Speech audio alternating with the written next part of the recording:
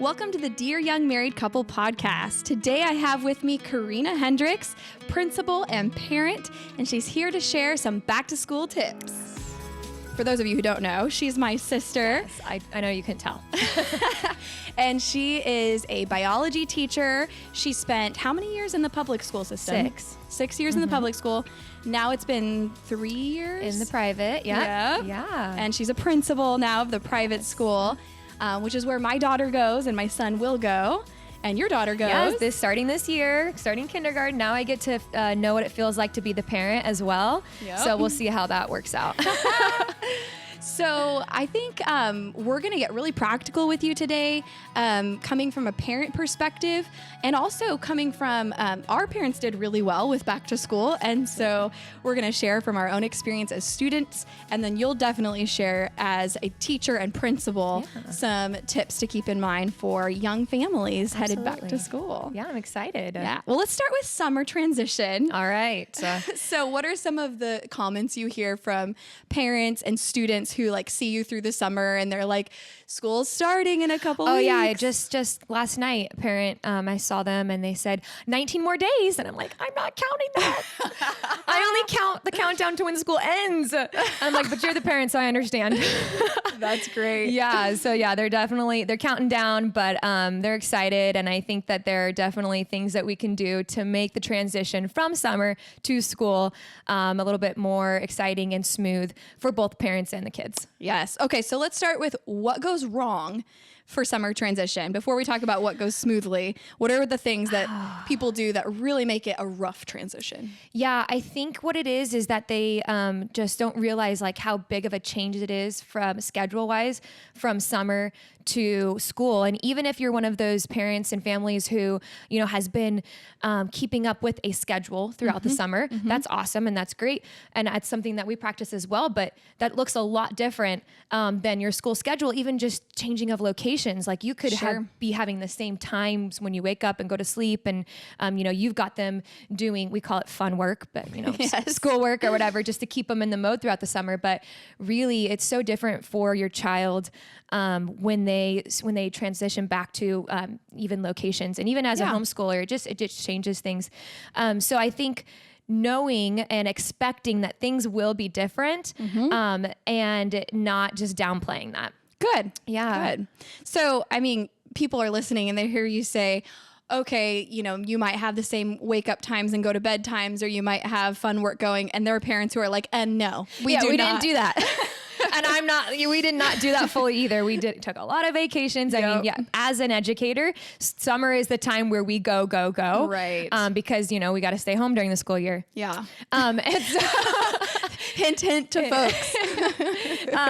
And so, yeah, definitely not saying that that's what we did. Yeah.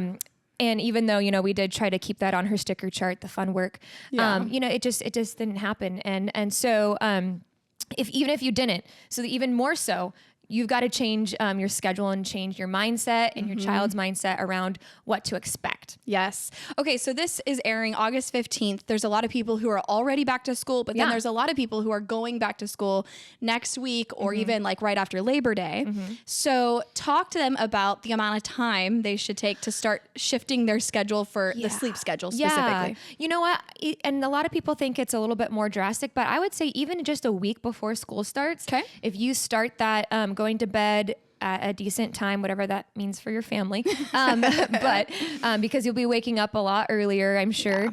And just starting that a week before so that it's not just crazy and horrible going back. Yep. And starting the new bedtime routine. You know, I think that what's super helpful and something that our mom did growing up is laying out the clothes the night before. Yes. And so if you start that before school starts, then that will really help. I know it will really help with choices because your kid has an opinion on what they're wearing if they're not wearing a school uniform.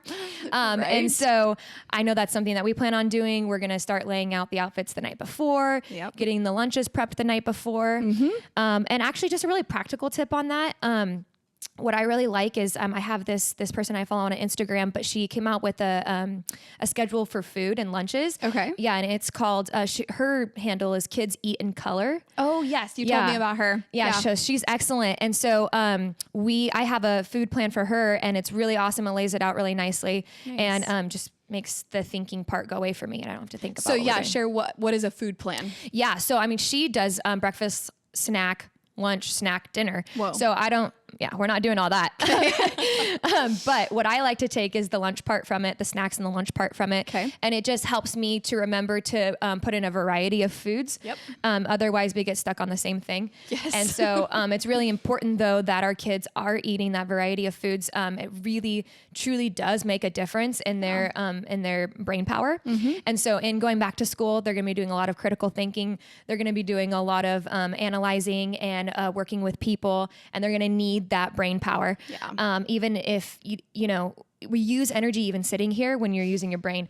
And so I think it's really important that we remember that they need all the different types of foods, vitamins, minerals, to keep them going and be successful. And the different colors. Yes, that's why Kids Eat in Color. It's really great. Yeah. Okay, and then another practical tip, I think you're the one that shared this with me a couple years ago, was the bento boxes. Yes. So talk about bento boxes. I love the bento boxes. Another just tip to kind of keep up the variety, and you can get a variety of bento boxes even. I started off getting one that had, I think, like 5 to 6 compartments. Yeah. And then they'll label them like grains and dairy, and you don't have to follow those, but it just like is a reminder like, oh, you can have a bunch of different types of foods. Yeah. But then, there's the bento boxes that just have 3 compartments. And so it's a sandwich and it's the fruit and the veggie or the crackers, right? Yep. And that's okay too. And ours aren't labeled. They're just a bigger compartment for like the sandwich or whatever. And then 2 smaller compartments. And then there's a tiny little circle in the middle where you can throw in like a little treat. An M&M. Yeah. Or a gummy bear or a few.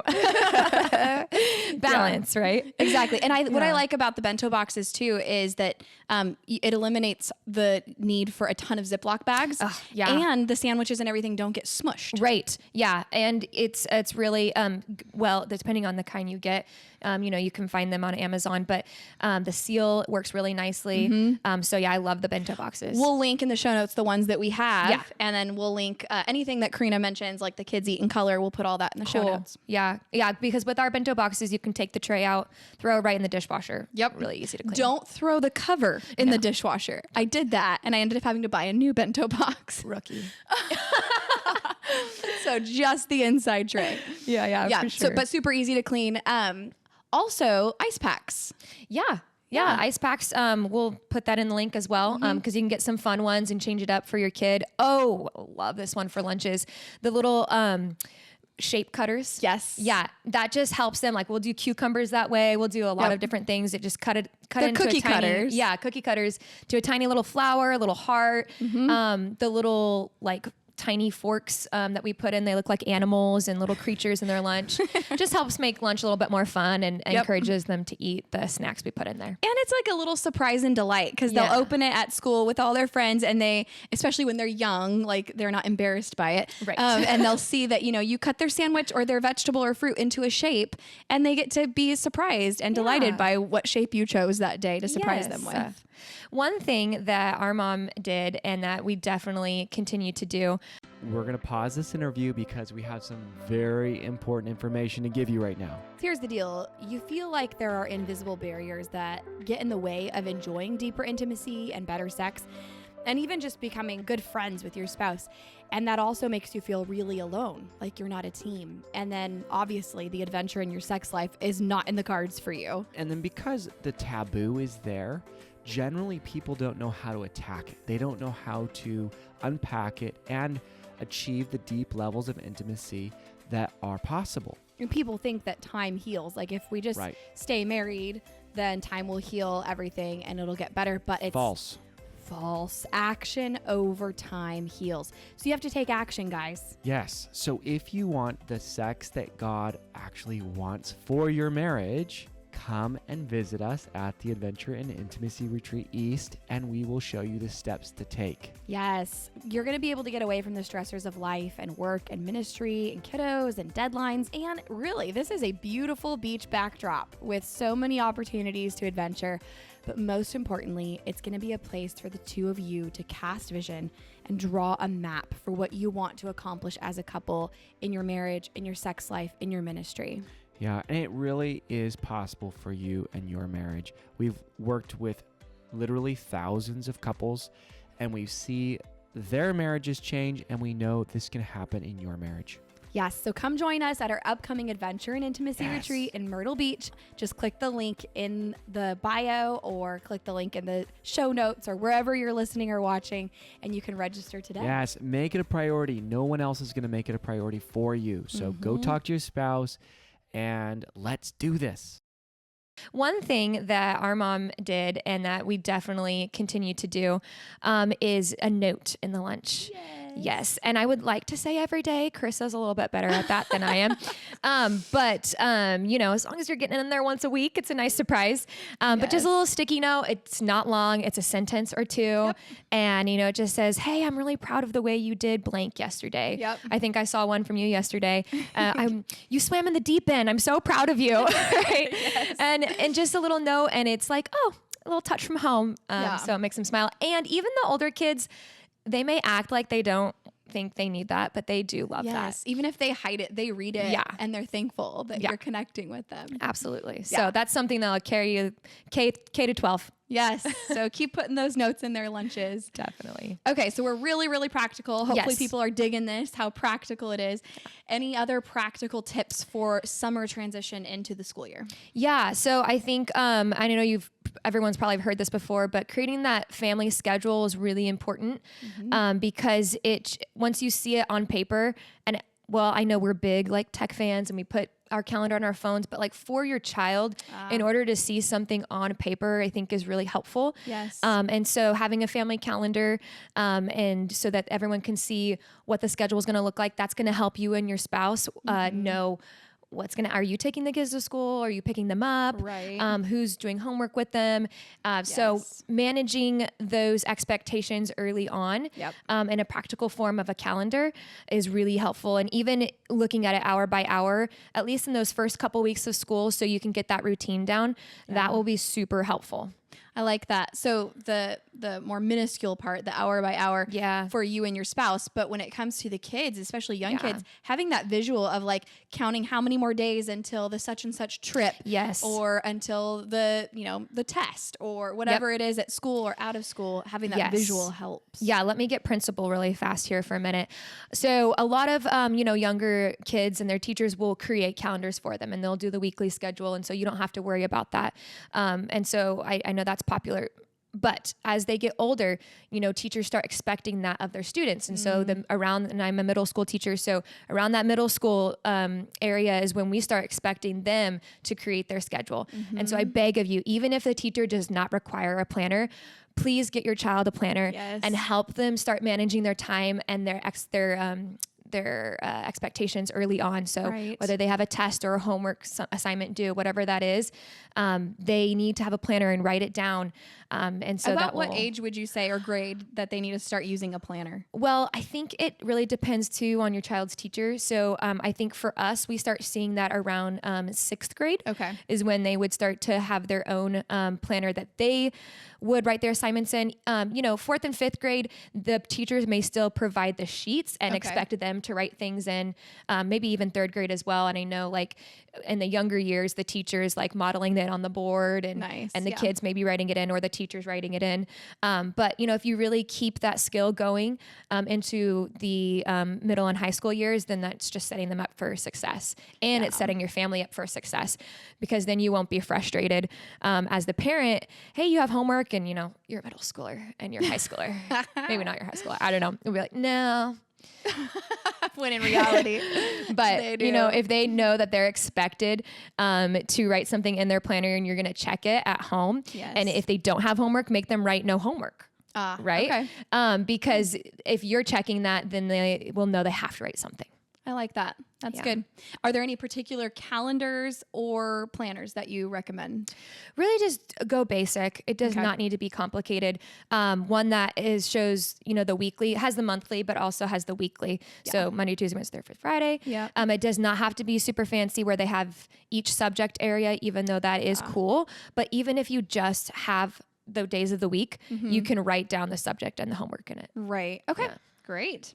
Okay. So let's talk a little bit about the marriage. You've been married for Almost 12 years. 12 years. Yeah. And talk about how spouses can either like get into like there's tension surrounding the load when it comes to school. Yeah. Because they have a load that they share together Right. with chores and household responsibilities. Yep. But when it comes to school, there are responsibilities for the parents. Yeah, absolutely. So how can spouses share this load when there's tension around the responsibilities at school? Yeah, this really all comes down to communication. I know that's something you guys are big on. Yep. And you guys have to communicate no matter what the subject area is, right? And so it's really big when it comes to managing your kids' education. Yep. And so it really depends on your lifestyle, on what your roles will be, right? So if both parents are working, then that's something that you have to communicate about of who's going to be doing what responsibilities. Right. And so if one spouse gets to be home and the other is working, then obviously the spouse that's at home is going to manage a lot more of probably the education side of things, Okay. going on the field trips, volunteering in the classroom, picking up and dropping off at school, but I think the main thing we have to remember is to communicate about that. Yes. And so like for Curtis and I, we're both working obviously. And before Everly started school, cause she wasn't going to where I work, we had to work out, okay, you'll do drop-offs and I'll do pickups and, you'll do homework with her. She was in preschool, so it wasn't really the need for homework, but thinking toward the future, hey, can you take them on these days? Cause these days tend to be a little bit more challenging for me. And then you can cover these days. Yep. So as long as there's communication and a plan around what the expectation is, that's going to save a lot of heartache. Because when everyone's on the same page, then it's just known. It takes out the unknown. Yeah. We get frustrated when when there's an expectation that's not met, but when the expectation's not known, then how are we That's supposed right. to, That's how is right. that spouse supposed to know they were supposed to do X? Well, and frustration, regardless of the context or the topic, frustration is the result of uncommunicated and or unmet expectations. Right.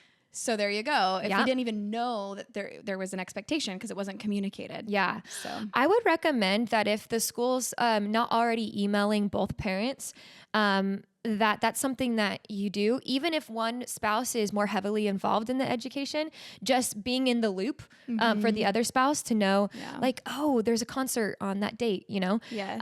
I would recommend that both parents' emails be on the email list. So if that's like not that. something that's already happening, make sure you reach out to your school's teacher or admin and let them know you both want to be on the email list. That's a good practical tip because then you're Yeah. both getting the notifications. Absolutely.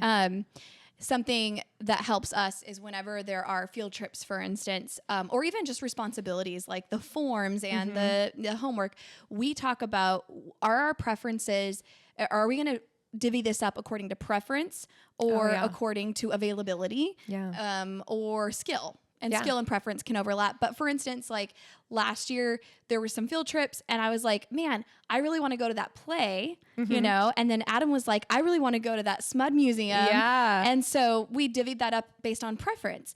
I'm more skilled with paperwork. And so we divvy that up just based on skill. And I guess that's kind of preference too, because he prefers not to do the paperwork. Yeah. So, we'll just kind of look at that, is it, and then availability too. So whether it's pickup or drop off, or if it's, some other type of availability that we need to discuss, it's like, okay, well, who's more available that day? Right. Who has a heavier load on such and such item, whether that's work or other responsibilities.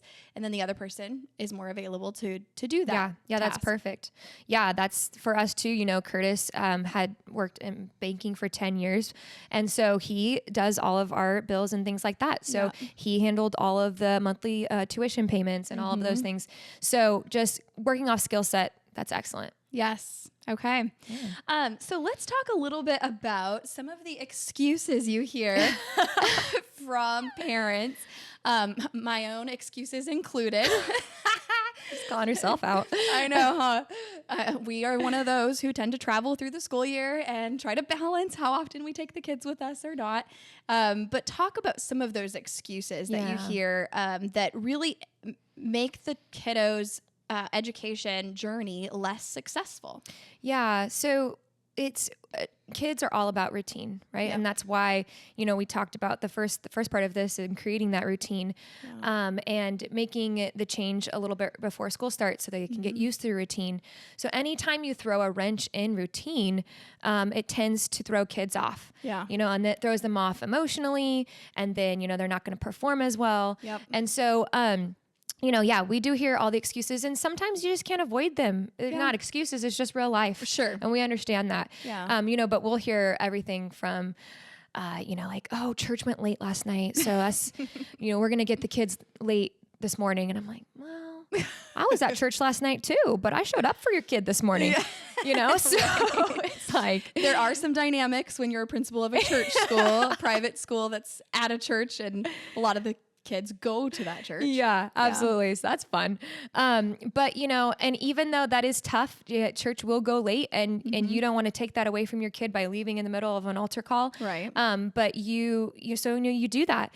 And there'll be some days where it's like that. Yeah. Right. They just get less sleep that particular day. It's not going to be all 7 days of the week. Right. And have them take a nap that day when they come home from school, if that's what it takes, Yeah. But I think it's really important that you getting your kids to school on time is a priority. And I know that's the admin coming out in me. Yes. But I think really practically speaking, when your kid comes in late, you don't get to see what happens on the other end.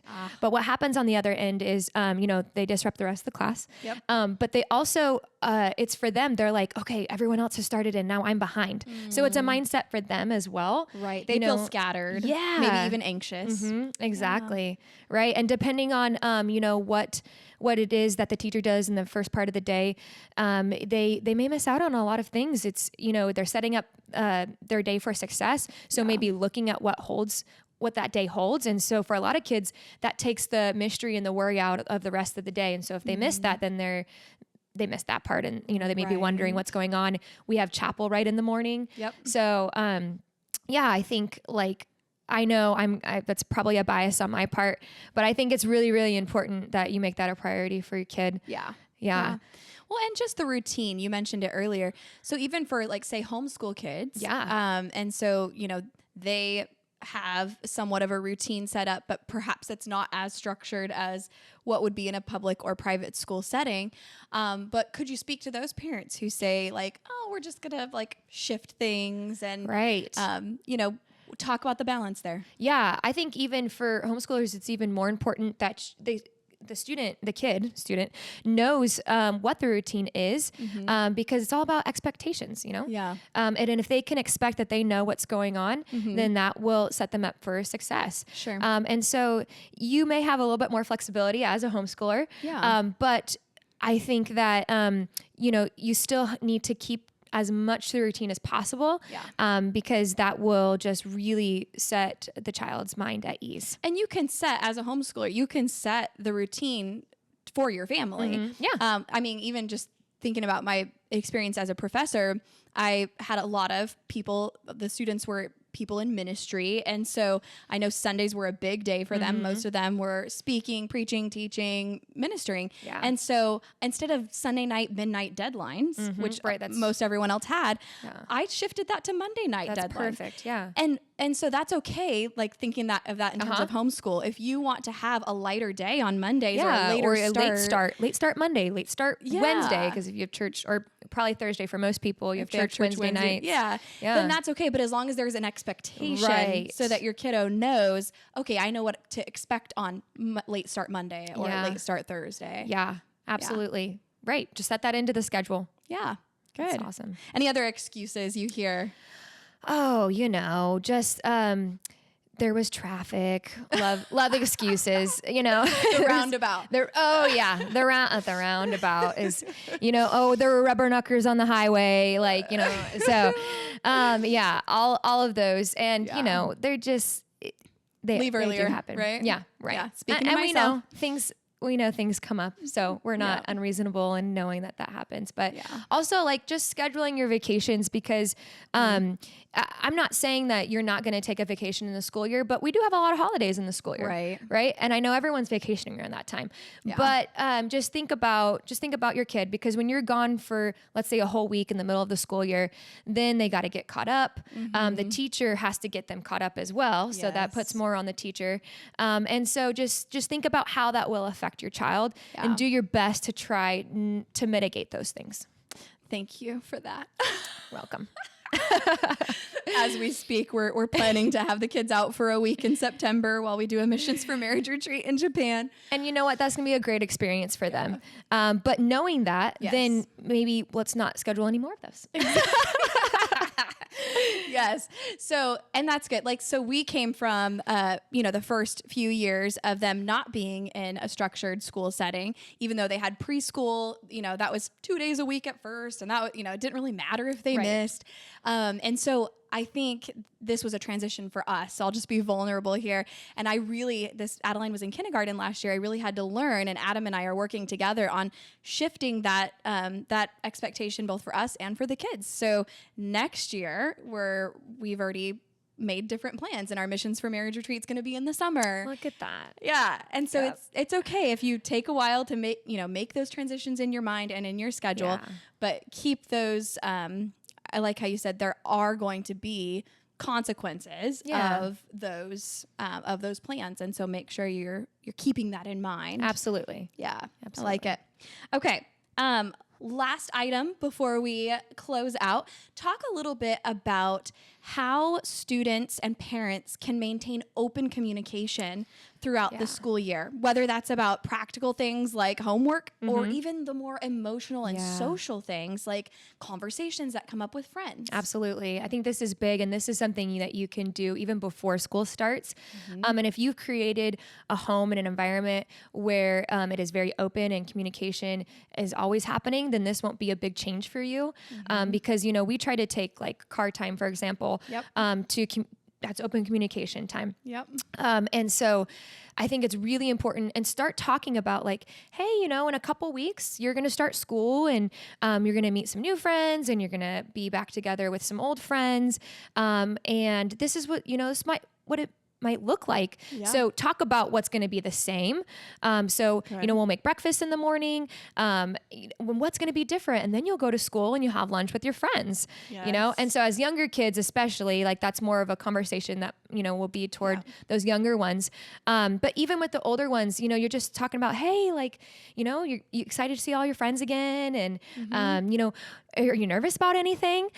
So just starting those conversations right now, because then they're going to start thinking about being in that setting. And, we get nervous and anxious when we don't know what to expect, right? And so if you can kind of take away some of that for your child and start talking about the scenarios of what they might run into, then that will even help them go into school more confident. But then, once school does start, it's important to keep those conversations going. And I know life can get busy, and in the car, when you pick them up from school, you might be, talking on a phone call and like, okay, we got to get to this practice and whatever. Right. But just being mindful and intentional about having those conversations of, hey, so not just like, how did school go today? Yeah. Cause I think that's the default, right? Yes. Like, how was school? And especially if they're older. Good. Yeah. What'd you do? Stuff. Yeah, okay, so you have to ask pointed questions, right? Yeah, so what are some pointed questions? Yeah, definitely. So like, who did you sit by, at lunch today? Yep. Yeah, what did you guys talk about? And, or, hey, did call off their best friend, did so-and-so have any new information for you today? Because if you've been talking, then you can say like, hey, I know they were liking this boy, or, they talked about that girl, is that still a thing? Yep. And so kind of just, like asking pointed questions is going to elicit more direct answers from them. Yes. You can even then talk about the tough stuff, right? So like, hey, did anything tough happen at school today? Were you nervous about any tests or any conversations with friends? Right.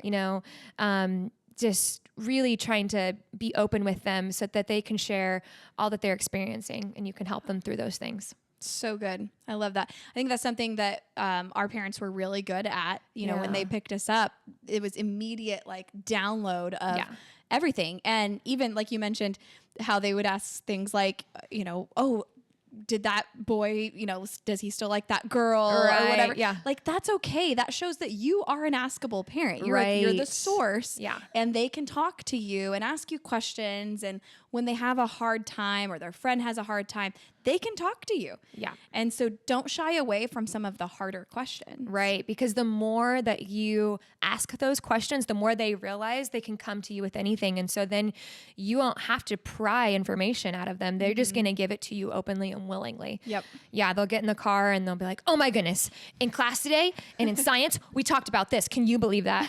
Right. You know, so that's what you want. And so as much as possible, just have those conversations over dinner as well. Because, you know, if one parent's doing the pickup, then you don't want the other parent to be completely out of the loop. And so, you know, that's another thing. And something I have to work on is we have to have more family dinners. There you go. So that's something I want to definitely add into our routine. I know with summer, like we totally fell out of that. Okay. But, you know, having family dinners and for us, I have to be practical. It's not going to happen every night of the week. Sure. But sometimes you know, go straight from this to after school, that to church, to pre-church meeting, to whatever. Yes. And so we, you know, we're going to set a goal of, you know, blank times of the week. We want to have family dinner. Good. And make sure you're having those conversations with both parents, you know, over dinner. And it does not have to be a grand dinner. Oh my goodness, no. I mean, most of the time it's not for us. And so like we'll do something super simple, like throw in some pasta with some pasta sauce, or, you know, we'll do something like, you know, breakfast for dinner. Yeah, absolutely. So, you know, we'll put some pancakes on and sit down at the table together, and it's okay if it's not grand. Absolutely. Yeah. And of course, purple carrot saves my life. Yeah. Hello Fresh, purple carrot. All the things. Yep. But that's something that we're going to work on this year. Love that. For sure. Yeah. I can't stress enough how important communication is, and communication between the parent and the teacher as well. You know? And so flip side of this, you know, speaking from the teacher side and the admin side, if you have questions, don't hesitate to reach out, you know, and, you know, if you are worried about something or you don't understand something, just ask the teacher. Yes. You know, because if you let something build up and then you're like, I don't know why they'd always do whatever. Right. But the teacher doesn't know that you don't know why, then they can't fix it. And so just open communication too between the teacher and the parent is going to really help your child out and help you out. Yeah. And side note, for those of you who don't know, Korena and I and Adam, the three of us worked on a resource over the last couple years, and last year it came out, and there was a whole series on it. So if you're new to the podcast, you can go back and listen to the series, but it's called Having the Talks, plural, because one just isn't enough. And so it's all about how, you know, we have this idea we have to have the talk with our kids, but that's not true. We need to have talks, plural, with them throughout their entire life. And so this card deck is a conversation starter for you and your child, whether they're young as 3, all the way through teenhood. Because there's one side of the question, one side of the card that's a question for younger kids, and then the same question, but geared toward older kids on the other side of the card.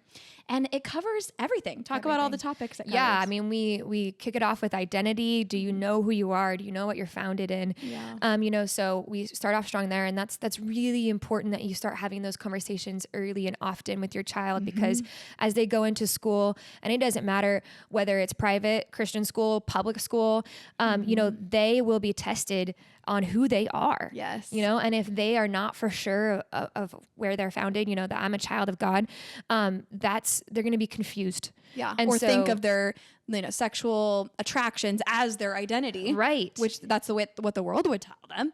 But that's not their identity. So we start with identity outside of sexuality first. Absolutely. Yeah. Yeah. Because first and foremost, we are children of God. Yeah. And so, you know, that's how my daughter starts off her morning. We just did it on the way here in the car.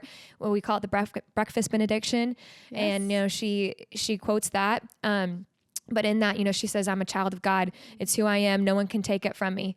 Right. Yeah. And so just starting that, she started that, I think at age 2, we started learning that, We'll put that in the show notes, by the way. That's a good resource. A free download to the breakfast benediction. Absolutely. I just had someone DM us a few days ago saying, we do this every morning. Thank you so much for providing That's it. awesome. Yeah. Yeah, I love it. And, as they get older, she's up to this point just memorized it and quotes it, right? But now we're starting to talk about what the lines mean. Yeah. I am not what I do. I'm not what I have is how it starts. What people say about exactly. me. And so we say, today we talked about that in the car.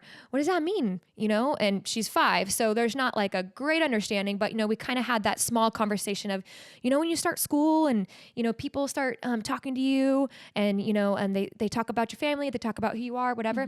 So what's really cool is that that you're a child of God, and what's really cool for you is that you go to school with a bunch of kids who know that they're a child of God as well. Yes. And so that's what the conversation looked like today. It's going to get deeper and deeper, but that's how we kick off the card deck. Yes. And so that's really important. Yeah. But then, we move into growth and development, health and hygiene. Yes. Oh my goodness. Hygiene. Middle schoolers. Even pre-middle school, man, your 4th and 5th graders, they need to be talking about the hygiene.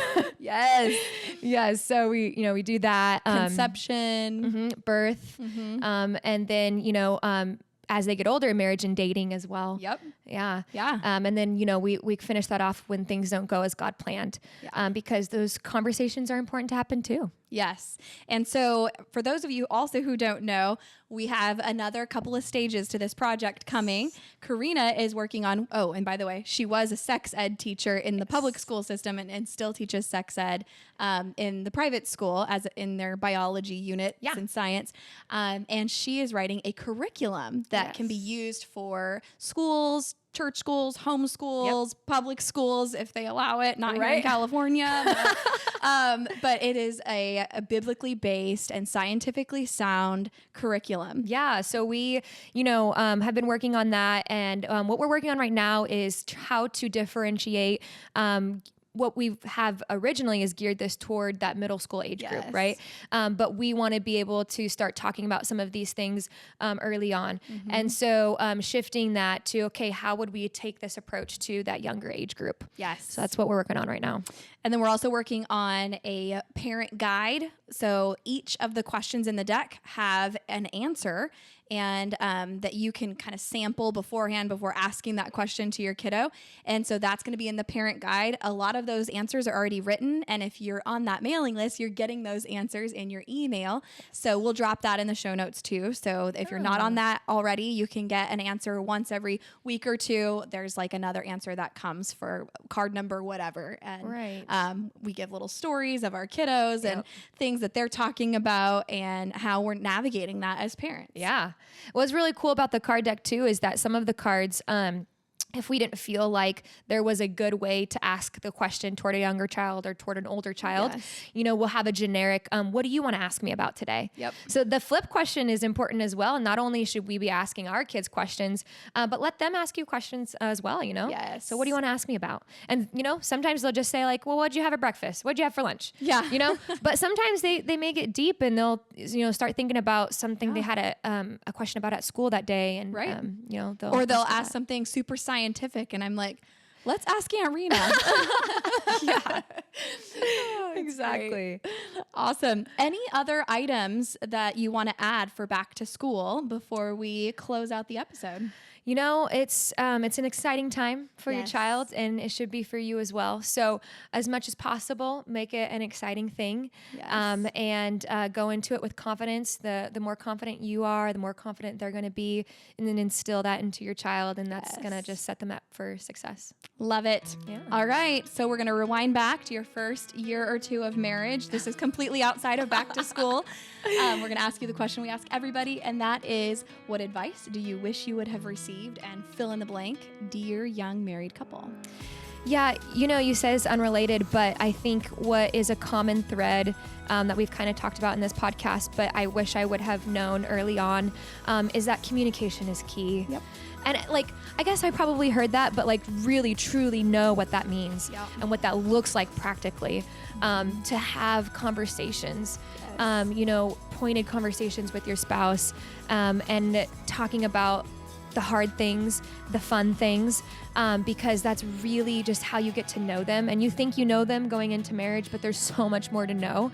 Yes. And we change and we evolve. And so I wish I would have known how important communication is and how practically we can keep an open line of communication. Yes. Yeah. Very good. All right, guys. So if you want more episodes from Korena, we're going to link all the episodes here that she's been a part of, the Having the Talks episodes, as well as an episode with Korena and her husband Curtis about going to school as a married couple. So if you guys are the ones going back to school as adults, there's lots of good stuff in that episode, and we'll link it right here.